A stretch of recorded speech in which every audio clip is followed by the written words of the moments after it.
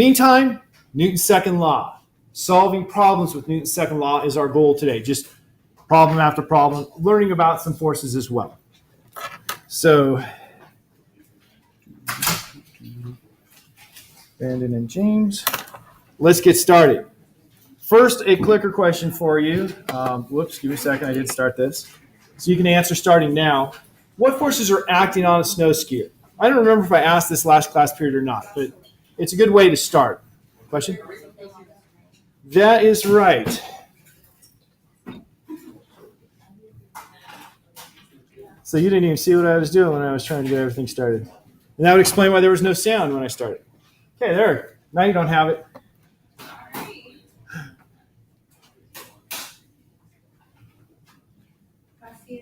And this is multiple correct answers, so just choose, like the ones you think are right and hit enter. Dr. Yes, sir. My clicker is not working correct at the moment. It says I have an issue with my account. So what do you want me to do? Issue with your account, we'll have to work on it after class. Okay. That's not something we can work through in class. I just meant how did you want me? Is there something else I can do to answer the question? No. Oh, Not, yeah. You're doing it on your iPhone or your smartphone? yeah, that's how it. Okay, so Trace, Rebecca, James, Noah, and Sheila. You didn't bring yours?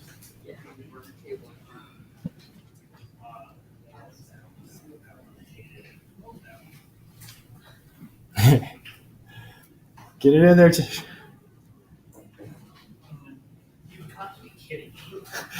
You really need to put in new batteries, my friend. I know. I should get. Okay, come on here. Just stand. Okay, there he goes. Let's say, just stand next to me. All right. So he can teach with sign language, The answers we had there were 20. Wow. Technology is my friend. Everything is not working. So we had 22 people that said weight/gravity. We had 20 people that said normal. We had one person that said tension, 0 that said spring, 21 that said friction, 20 that said air resistance, and 5 that said buoyancy/lift/fluid pressure. So he is in Texas. Michaela Carlson. Yeah, just which ones did you go with and why did you select those and not the others? Okay, I did 1, 2, 5, and 6. So gravity, that's constant. Normal is perpendicular to gravity. Normal's not perpendicular to gravity. It's important that we get this one straight because that's what I was going to say. So starting at the top, what direction was gravity? Going down, okay? So we have the force of gravity going down. Normal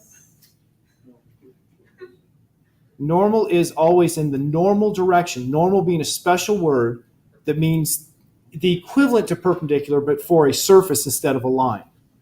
And so normal is, in the picture, it's easy because we say perpendicular to the line in the picture. So that's the line that's following the slope, or the fall line as we like to call it. And so the normal force is perpendicular to that. And so we have the force normal like that. Okay, friction. We have the kinetic friction of the ski on the snow. Okay, and that's opposing the motion. And kinetic friction is a topic that I'm going to talk about very quickly. And the last one, you put air resistance. It's the same direction. So those are the forces she said. Now 5 people, and I'm happy with that. 5 people added buoyancy, lift, fluid pressure at all.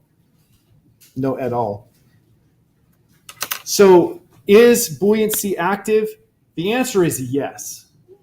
Yes, it is active. Now, the force of air resistance, that's significant. It's bigger than the force of kinetic friction. Back when I was teaching the PhD, I used to go on all the ski trips as a sponsor. It was excellent because I got to go skiing for free. And so I was racing Jason Wong one year. I was blowing him away. I got to remember, I was skiing on these long old boards, 202s. I was way, way ahead. Got down to the very bottom of the hill, and it had just this little gentle roller. And I went, whee! And you know what happens when you're going fast when you hit that roller? Yeah, you go like this.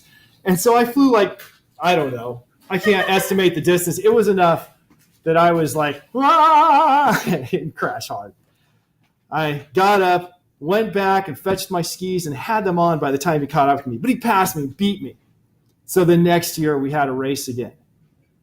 And the reason I'm telling the story is because of the next year. I'd get down in my tuck and I would start cruising again.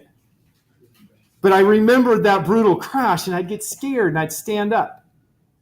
Now, I assume that you guys, a lot of you have gone snow skiing, right? These days you have all the snowboarders who just ruin the fun for everyone else. But snow skiing, you get down that tuck. Why do you get in a tuck? To speed up, because you have less air resistance. That air resistance is dependent on your cross section. That is how much air is going to have to be displaced by your body.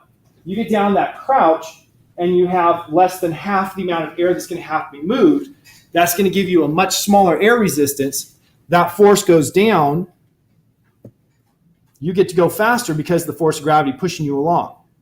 But when you stand up, it's like you get pushed hard when you're in a crouch and going really fast and you stand up. You really feel it slowing down. And so I didn't beat him because I was a scaredy cat that second year. So that air resistance is very significant in skiing because you're going fast. The lift force is active on you. That lift force is going to be a buoyancy that's because of the difference in air pressure at the bottom of your body and the top of your body. It's not very strong, so we generally just completely ignore it. One person said tension. That was wrong. There is no tension that's acting on the snow skier. There are tensions internal to the snow skier, but not acting on the snow skier, right? You have your tendons, ligaments, those things have tensions in them, but those are internal. And of course, no springs unless you consider the internal force on your skis. My skis, they had springs to dampen them out so they don't chatter when you're going over ice. But those are internal again. Yeah, when I was in college, I got all racing equipment because, guy's got to feel like he's cool. Okay, so let's talk about a couple of these forces before we do problems. A spring. Now, I mentioned it before. I mentioned the equation before. Springs, the force is proportional to how much you stretch it. K is simply called the spring constant. And that K has to do with the construction of the spring. So the force of the spring is the force trying to restore the spring to its initial length. K is the spring constant that you just experimentally find. You take a spring, you put a weight on it, and you say, okay, when I put this weight on the spring, it stretches by this amount. And then you put a different weight on. You say, when I put this weight on, it stretches by this amount. And you keep going. Okay, those were actually the same weight. You keep going, and then if you graph this, if you graph force spring versus X, what kind of graph should you have?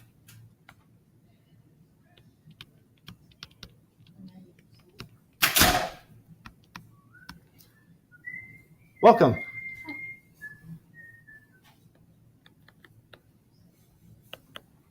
Okay, you should have a negative slope, somebody said. What shape should that be? A straight line. So you should have something that looks something like that. And the slope of this is minus K. Okay, that actually is not right. It should be like this. Right, because it should be 0 at 0. But still the slope is minus K. And so you find the spring constant just by graphing it. What we usually do, of course, is we just look at the magnitude of that restoring force so that we put it on the first quadrant where I had made my graph for. And so that's how you find that spring constant. It's pretty basic. Depends on the spring construction, so you don't say, oh, spring constant K is 5. It depends on what it is. What would the units be for this slope?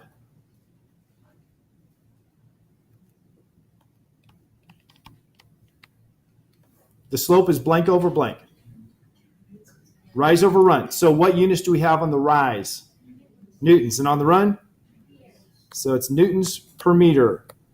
Those are the units for that spring constant K. Okay, friction. The force of friction is also important, but there are two types of friction. There's static friction, the friction between two surfaces that are not sliding against each other. And so that static friction has an equation to tell you what it is that is the force of static friction.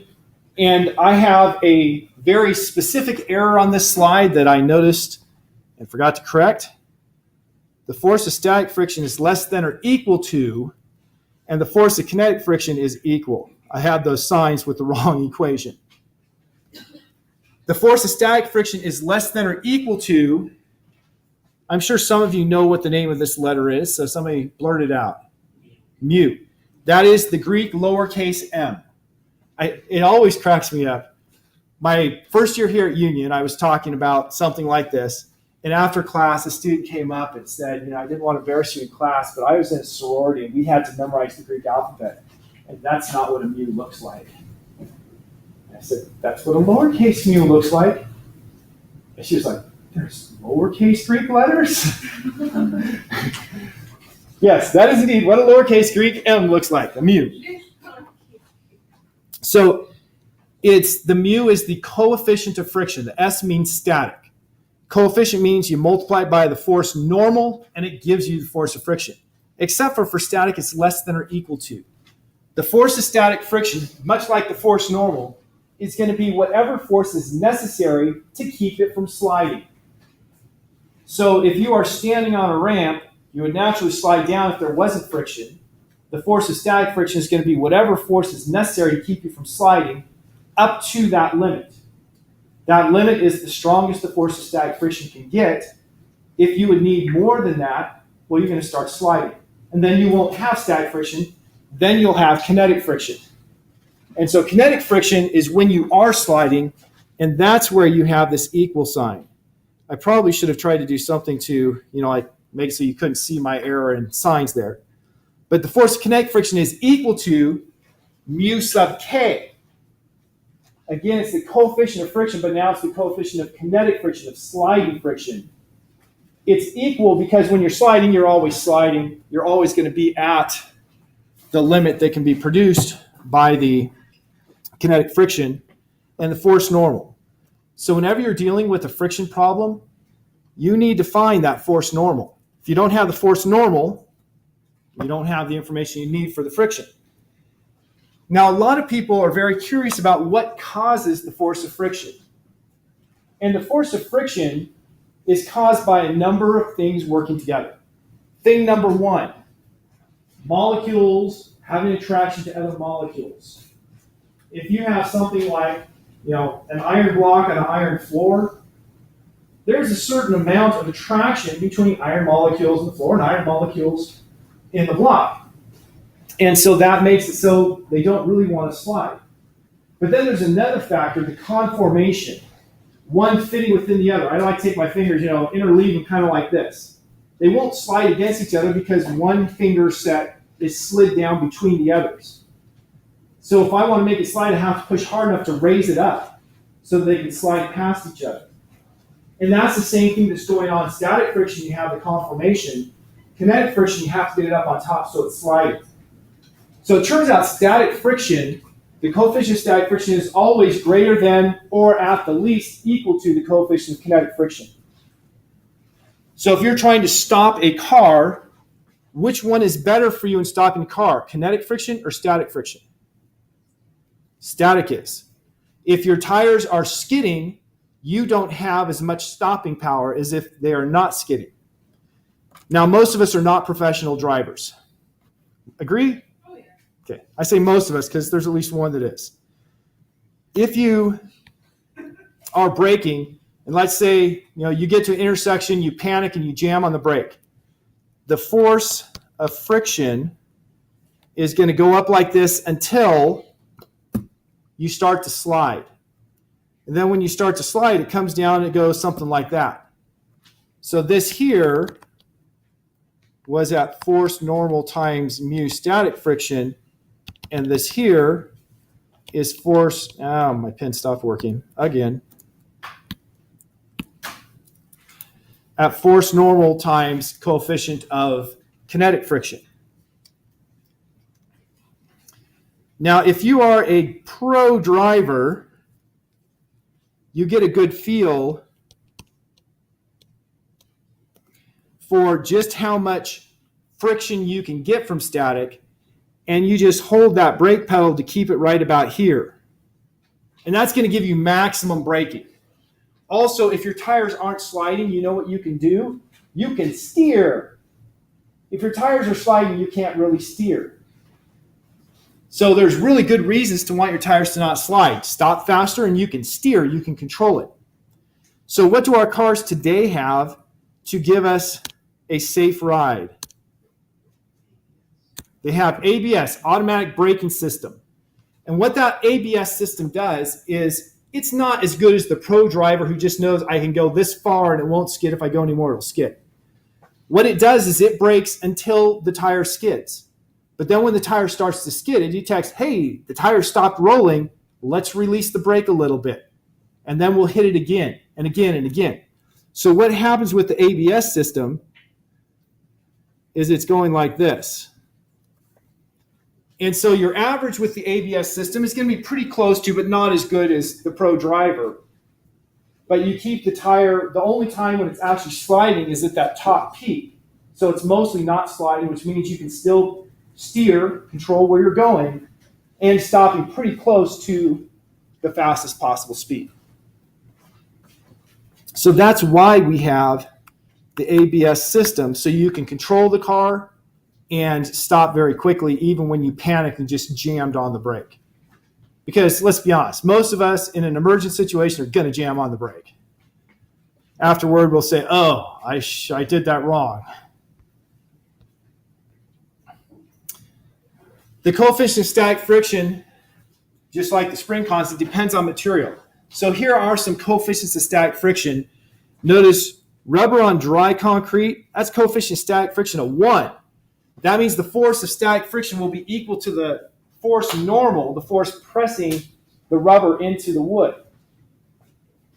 It used to be that people theorized that was the best you could possibly get. We now know we can easily get better than 1. If you are racing a dragster, you get out there, you put the Clorox or whatever on the ground, you burn out on it. That's all done to make that rubber extra soft and tacky, right? It's partially melted rubber. And so they get coefficients of static friction that are far in excess of 1. They're not 2, but far in excess of 1, because they've created a situation where you have two materials that really stick together. Now, with dragsters, I think I took away my picture of the dragster. Yeah, I did. With dragsters, you have another really cool thing. Has anybody here ever watched drag races? Okay. So you have some people watch, the Winter Nationals, the Gator Nationals, whatever. I used to when I was a kid. If you look at the tires on those things, before they race, they look pretty flat, right? And then when they race, you see those things get twisted up. And that's intentional. They want them to get twisted up because what happens is that tire grips really hard. You put a maximum torque on it, which means a maximum force between the tire and the ground when the rubber meets the road, so that it is getting the maximum static friction possible. That's the maximum force pushing it forward possible. But because it's deforming, it acts kind of like a spring until you have so much force that it slides. And when it slides, the whole tire springs forward and it reestablishes. So it's almost the same idea as ABS system. Your tire helps to regulate so you are getting the maximum friction force you can when you're accelerating because of that flexing it does. Now, another thing about those tires is they make them largely underinflated, so when you start, the tire has a non-rotating radius. Okay, there we go. A non-rotating radius that's something like this, so it's much smaller. As we'll learn coming up, you're going to get a much bigger force from that smaller radius. When it gets bigger, well, it's a torque situation. So it allows you to run faster at high speeds, but have more force, more starting power torque at the low speeds. So the tires are really an important design for the dragster getting maximum effect. Notice the comparison between static friction and kinetic friction. The static friction for virtually all of these is higher than kinetic. Here's one where they're the same. The Teflon on steel is very low in both cases. And of course, bone lubricated by synovial fluid is very, very low. That's good. We don't like our bone grinding against things. And so God created us with a very low friction between our bones. Good thing. I think I talked about this before. How would walking be affected if there was no friction?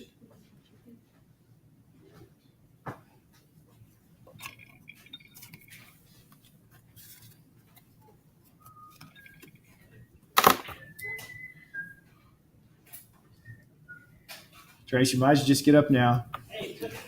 It did? Oh my goodness. I don't even know what to say. Okay. Carsa, Rebecca, Eric, James, Irving, Leslie, Peter. Okay, down to Leslie. Oh, and Augusta. Yeah, Augusta just in such. Just Leslie and Irving. Where's Irving? There it is. Okay, moving on. You get in? We had 18 people. You gotta be kidding me. I've got to get a new stylus. This is ridiculous. We had 18 people that said we would not be able to walk. And we had 5 people that said only the most talented would be able to walk anywhere without falling down.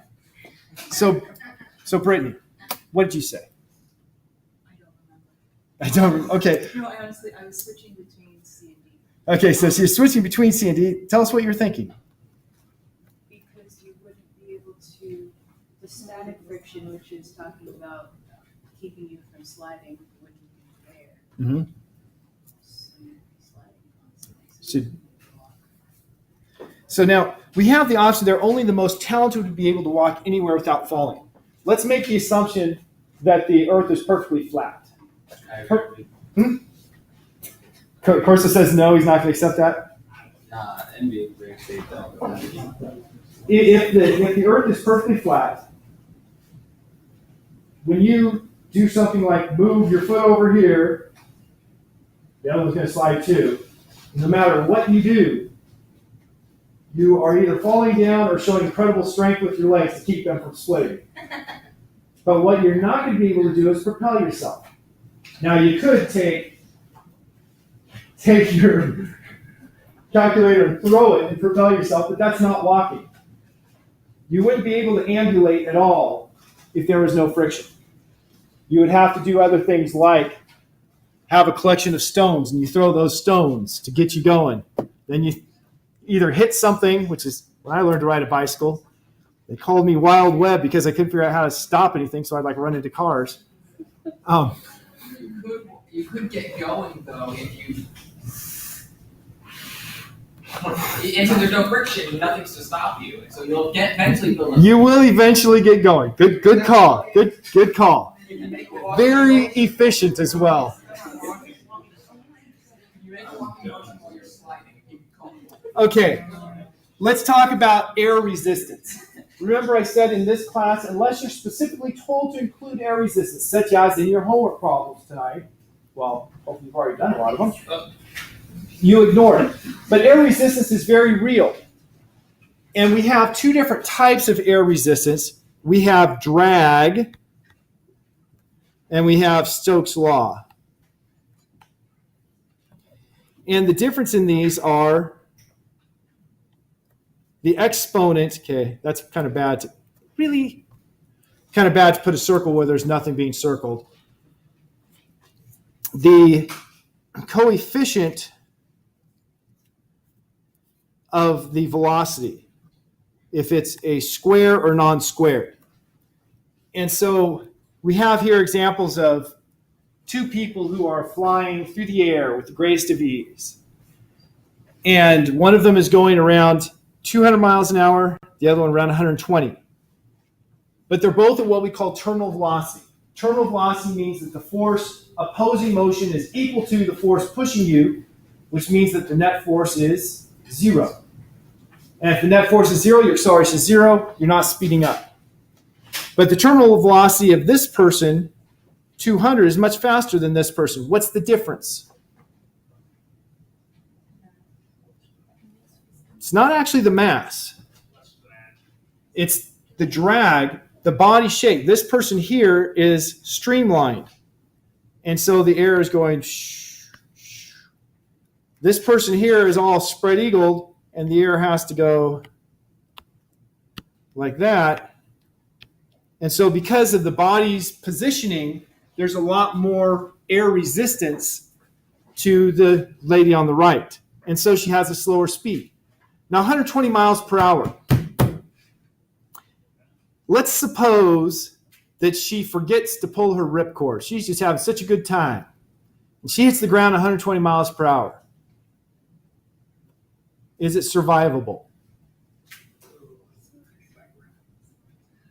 It's going to be a low probability proposition, right? If you hit just right, maybe. 200 miles per hour, is that survivable? It's a much lower probability proposition. So if you are coming toward the ground, you were the Bronco fan in the joke, and the Raider fan threw you out of the airplane and said, "This is for the Raiders." You want to slow yourself down as much as possible to improve your chances of survival. At least from what I've read, there are a few isolated incidences where people have fallen out of airplanes and survived by landing on really fortunate situations. Landing on water, that's not a fortunate situation, right? That it's very hard if you're going fast. But landing on something like something that's spongy, a tree without anything sharp enough to poke through your body, I don't know. So we have two different kinds of forces. We'll study this more when we get to fluids, but right now just pointing out the difference. Stress and strain, I'm going to completely skip over stress and strain because we need to move on and get to doing some problems. We only have 20 minutes left. Tension is the last force. I've already talked, I think it's the last one here. I've already talked about tension is a force that's transmitted through something like a string. So I have this string, and it's tied to the bob on one side, my finger's on the other. It has the force that is equal to the tension that's in the direction of the string, leaving whatever it's attached to. Okay, let's do some problems. So, fine drawing of Tarzan here. Tarzan is hanging from the rope, and you see free body diagram. Free body diagram is showing all of the forces acting on our object. What should the object be here? Tarzan. Now notice the question. Tarzan has a mass of 84 kilograms. Find the tension. So we're trying to find the tension in the rope that Tarzan is holding on to. So we draw all the forces that are acting on Tarzan. This picture here is identifying all of the forces, but that's not the free body diagram. What's wrong with that diagram as far as a free body diagram? Well, what it is it has an extra force here. That's the force of Tarzan acting on the rope. And your free body diagram needs to show only the forces acting on your object. So the actual free body diagram here is going to have, just the forces acting on Tarzan. So there's the weight or the force of gravity acting downward and the tension upward. Now we had this as a clicker question yesterday or Wednesday. What's the whole purpose ultimately of making a free body diagram?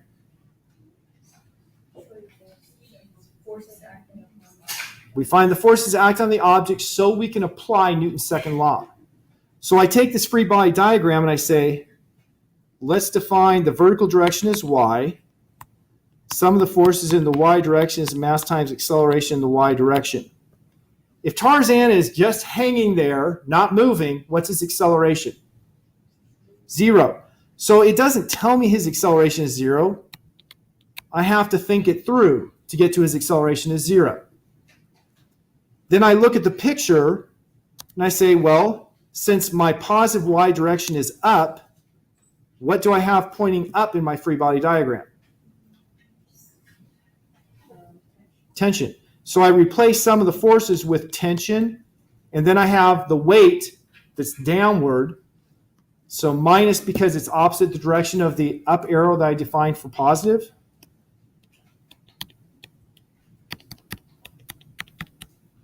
Now remember, I would never use T and W. I would use F sub T and F sub G because I like to have my forces start with F to make it clear they're forces.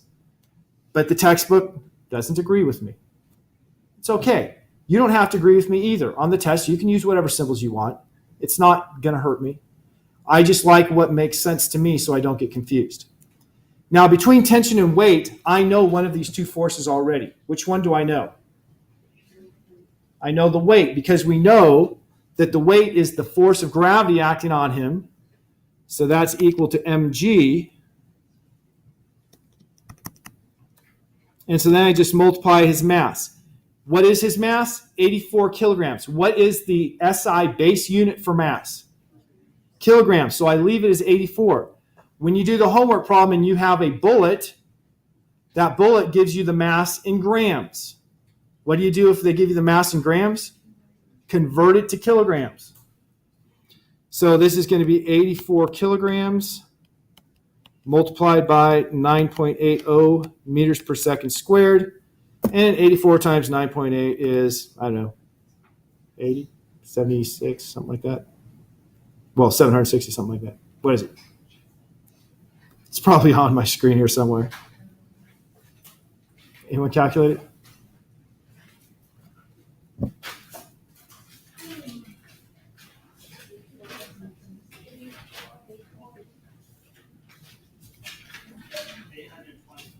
$823. And it's kilograms times meter per second squared. What's the abbreviated unit for kilogram times meter per second squared? Newtons.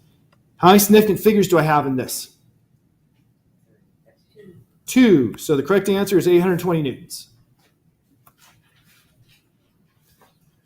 Okay.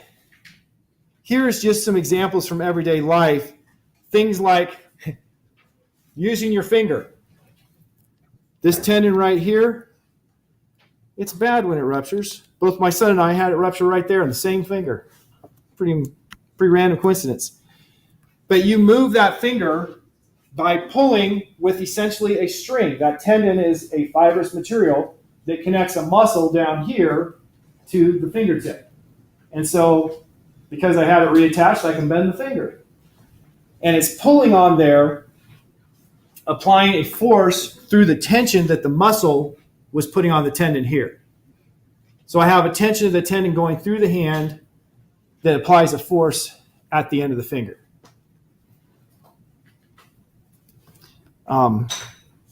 Here's an interesting problem.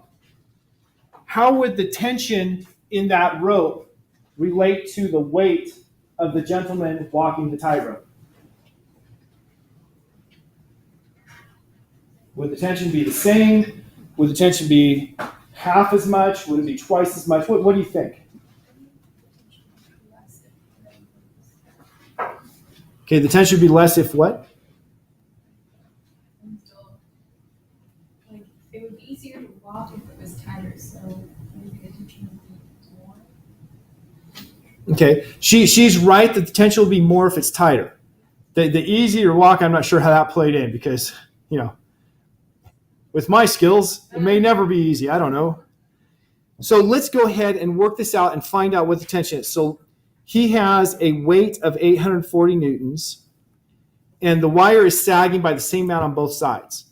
To solve a problem like this, the first step is to make a free body diagram. So solving your force problems. Step one, make a free body diagram. Already have it made here. We show them. I'm going to actually change the names because I just don't like those. So I'm going to call this force right, force left, and force of gravity equals 840 newtons. So that's the first step.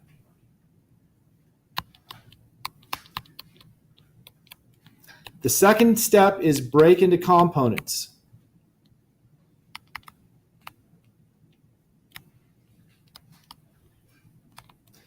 Well, if I'm going to break into components, I need to pay attention to my coordinate directions. If you don't have that marked, you'll lose points in the next test. I think I'm not marking off on this test. Yeah, well, I think. I'm not marking off on this test, but in the next test I will. You need to define what X and Y are, not just say, oh, in the X, the X. What I meant by X is, needs to be identified.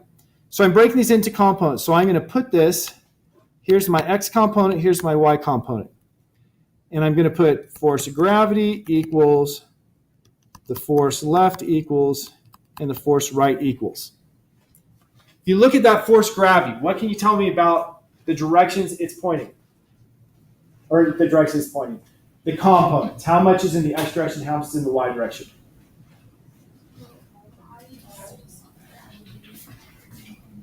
Okay, it's all in the minus Y direction. So in the X direction, it was 0, and the Y direction is minus 840 newtons. So I broke that force into components, and that was cake. Now let's look at the force left. I'm going to draw a triangle for the force left. So for the force left, I have that. Perfect, right? Every now and then something works the way it's supposed to. This angle here, this angle there, yeah, that's right, is given as 5 degrees. This side here is the force left.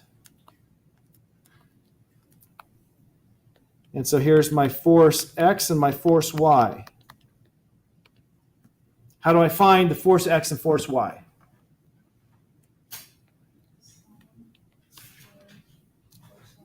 Okay, and I'm going to do it the straightforward way. Sine of 5 degrees is equal to the opposite, force Y, over force left. So that means that force Y is equal to force left sine of 5 degrees. So my Y here is going to be, is that up or down? It's a simple question. It is. And that's pointing up. It's pointing up because the force left is going up and to the left. So that's up, which is parallel to the Y direction, so it's going to be plus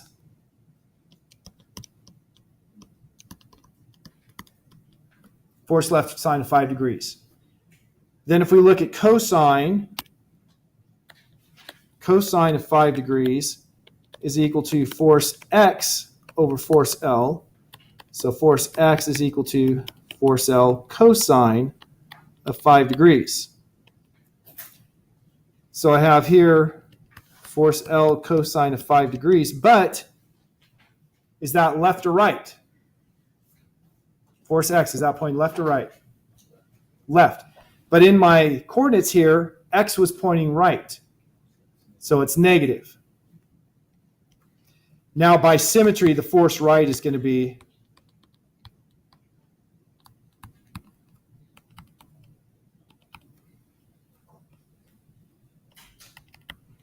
notice I put FL because it really, the FL and the FR are all equal to tension.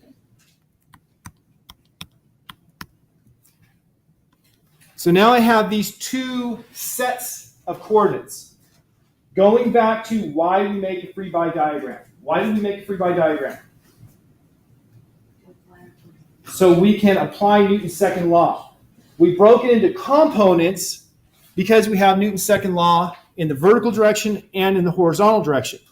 So I can take this and I can say sum of the forces in the x direction is equal to mass times acceleration in the x direction.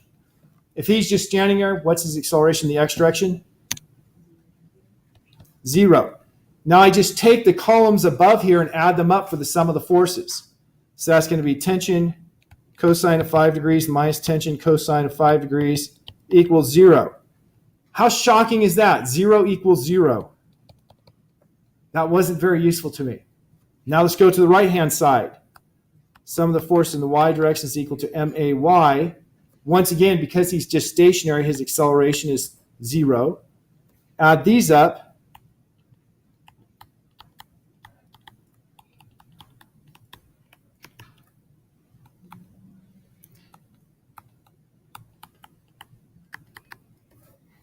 Now I have an equation I can solve. So combine the two tension sine 5 degrees, and I have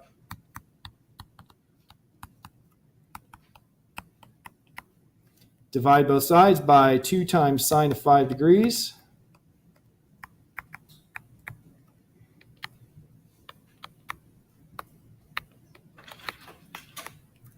And what do I get?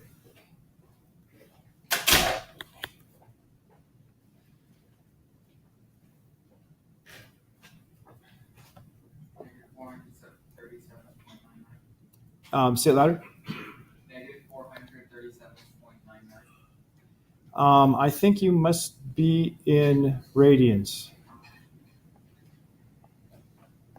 Yeah, I am.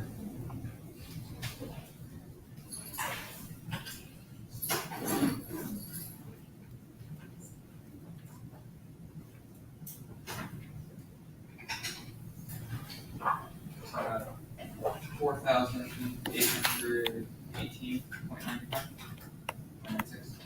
So I'll put 4,820 newtons. It was either 2 or 3 sig figs in the force. The degrees is a little more complicated for sig figs, so I'm just going to assume it was 3 sig figs. That's a lot of force created in the lines by that gentleman. This brings up a very interesting practical application. Let's say that you're out camping and your car gets stuck and you have a rope. You can do the same type of thing. You can't pull the car out of the mud, but if you can tie a chain from a tree to your car's bumper and then push sideways on that chain, you will magnify your force by quite a bit, and you might have a chance of pulling the car out of the mud. Now, coming back to this situation, what if this was 5 degrees on one side and 10 degrees on the other? So like he's over here. If he's over here, that side's going to be flatter and the other side's steeper. Then it would not have been trivial on the left side. I would have had 2 different tensions, and I would have had to do a little more work. But I could have solved this still. Actually, yeah. 2 different tensions. If there was no friction between his foot and that, he would have just slid down. It would have been the same. Okay, suspension bridges. You all recognize the beautiful Golden Gate Bridge. The Golden Gate Bridge is a suspension bridge. It has all of these vertical wires that are pulling up on the bridge. So the tension in those wires pulls up to hold the bridge up. And then each wire is tied to the the top wires that then have to hold up the entire bridge. So the idea of the suspension bridge is it's not just supported here at the platforms. It's supported uniformly all the way across by those vertical wires. Each wire doesn't have to support that much weight because it's only supporting a couple feet of bridge. It's still a lot of weight, okay, let's be honest. But it's not as much as it would be if it was holding up the whole thing. And of course, these have to be very strong because they're holding up this very strong cable. Now, has anyone taken a tour of the Golden Gate Bridge? Cole and I, Noah? Okay, good. We have a large number of people. when they take you to the little house that anchors these cables, I was pretty shocked. Those cables, you tend to think, oh, they're not that big. Well, they are. They're like this big. And each side, or inside, you just have a casing. What you see here is a casing around a whole bunch of individual metal cables. And those cables have individual fibers that are spun together. And each of those little cables is individually tensioned to make them so they're all equal tension, so they're all doing their fair share of pulling. There's actually a lot of good engineering that went into just designing those cables. So, before I had always just assumed, it's like they threw a rope over there. No, it's a lot more complicated. It makes you have a little more respect for the engineers who come up with this stuff. Something else that I think is totally cool is how they built the Golden Gate Bridge. What they did not do is take out all of the water in the bay. But how are you going to anchor these things underwater? I'm sure that the people who've been on the tour know. They basically put big bells down there. And then they put air inside with the same pressure as the water pressure, and they push out all of the water. And then you have people working in those bells. It's pressurized air, but they can breathe and work. Pretty ingenious. Unless, of course, the bell breaks, then it's pretty deadly. All right. Here's a more complex version, like I mentioned. If you have different angles, you're going to have different tensions. This says tension 2 and tension 1. But you use the same method. Now, if we quickly think about a homework problem you have a homework problem with a bicycle. Okay, let's be quick about this. Here's the bicycle. It's a perfect bicycle. A bicycle rider going down the hill. The problem tells you that he has constant speed. And he's going in one direction on a flat surface. So he's going in the same direction with constant speed. What special information does that tell you that it didn't specifically say? The acceleration, the rate at which the velocity, which is speed with direction, is changing, is 0. So that constant speed and telling you that it's on a straight path tells you that acceleration is 0. That is ax equals 0 and ay equals 0. The first question there is, give the numerical value for the sum of the forces in the y direction. And they specify for you, x is down the slope, y is normal to the slope. You should be able to answer this trivially. What does Newton's second law tell you? Sum of the forces is mass times acceleration. So I can do sum of the forces in the y direction is mass times acceleration in the y direction. What's the acceleration in the y direction? So it didn't take anything except for understanding Newton's second law to get that part A. Now, for the rest of this, you're going to need to identify the forces acting on. They tell you the forces. They tell you that you have a force drag and that the air resistance is negligible. And then, of course, you're going to have the force normal and the force of gravity. You need to break those forces into their individual components, and then you can apply Newton's second law in the x direction. All right, we're out of time. Have a swell weekend. I'll see you Monday.